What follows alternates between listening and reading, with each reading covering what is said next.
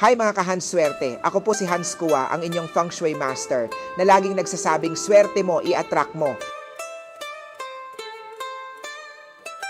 Ngayong araw, pag-uusapan natin ang angkop na pabango para sa pag-ibig, para sa mga gustong ma-in love, ma-maintain ang spark o maka-attract ng right energy sa love life. Alam nyo ba, sa Feng Shui may enerhiya ang amoy. Kapag tama ang pabango mo, pwedeng maka-attract ka ng love chi o romantic energy. Kung gusto mong maka-attract ng bagong pag-ibig, piliin ang pabango na may scent ng rose, jasmine o vanilla. Ito ay nagpapalakas ng yin energy, soft, sweet at nakakaakit.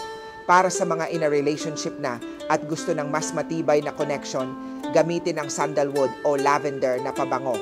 Ito ay nagpapakalma sa energy at tumutulong sa deeper emotional bonding.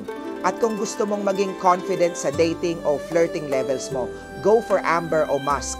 Powerful yung scents na nagbibigay ng charisma at presence.